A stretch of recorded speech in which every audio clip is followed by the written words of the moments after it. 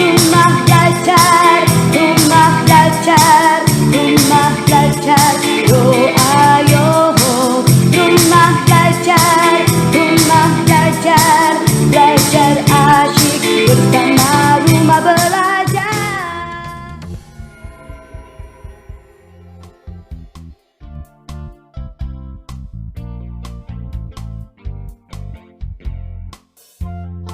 Halo teman-teman semuanya, jumpa lagi di acara Planet Science, a journey into science. Bersama saya Sarah. Dan bersama saya Kak Aryo. Nah sekarang kita mau ngebahas soal pemanasan global. Bener banget tuh Kak. Terus kakak ngerasa nggak sih kalau misalnya akhir-akhir ini cuaca di sekitar kita tuh panas banget, beda sama waktu kita masih kecil? Iya banget, bahkan kota-kota di dataran tinggi dan sejuk seperti di kota Bandung sekarang ini udah nggak sesejuk dulu lagi.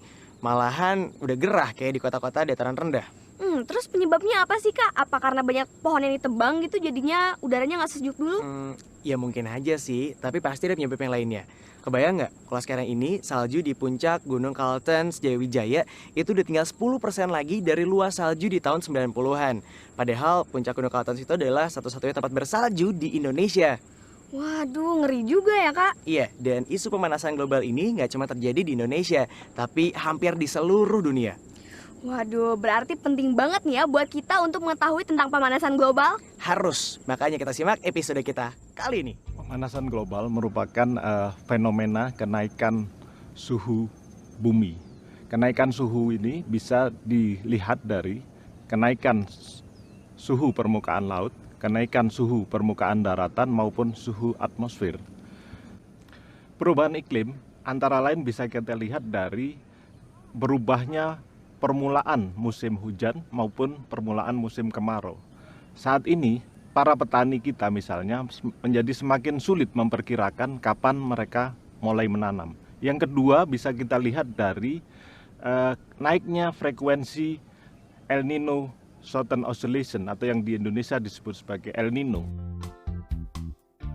Es kutub utara merupakan salah satu faktor yang menentukan pola cuaca dan iklim global. Perbedaan antara udara dingin di kedua kutub bumi dan udara hangat di sekitar khatulistiwa menggerakkan arus udara dan air, termasuk arus yang memancar.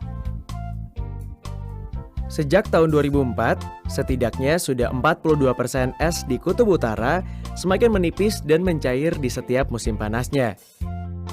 Para ilmuwan menggambarkan secara keseluruhan, es laut kutub utara menipis sebanyak 7 inci atau 18 cm per tahun sejak tahun 2004.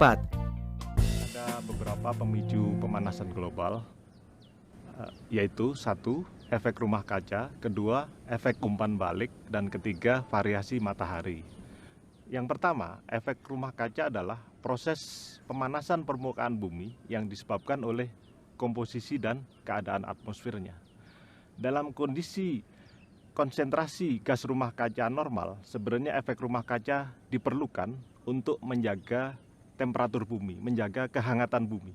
Tanpa efek rumah kaca, suhu bumi akan terlalu rendah. Segala sumber energi yang terdapat di bumi berasal dari matahari. Sebagian besar energi tersebut berbentuk radiasi gelombang pendek termasuk cahaya tampak.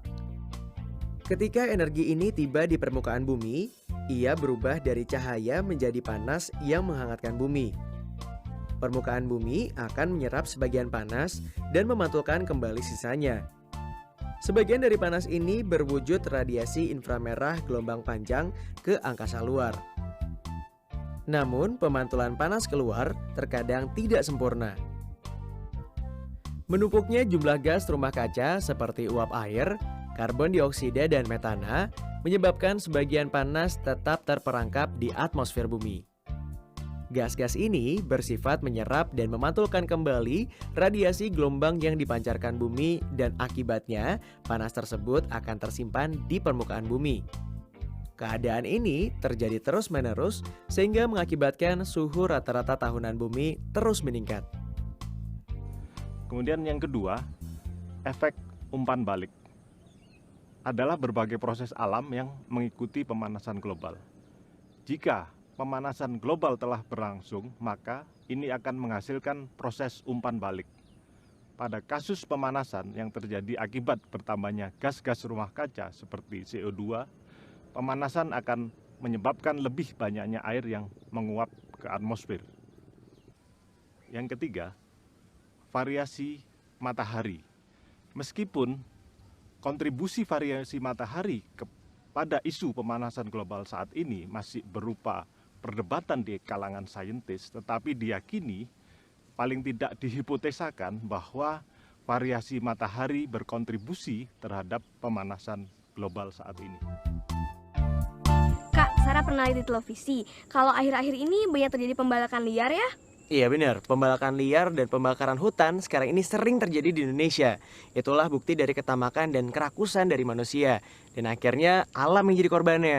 Oh gitu ya Kak, berarti ulah manusia bisa jadikan salah satu pemicu terjadinya global warming dong. Mungkin aja sih.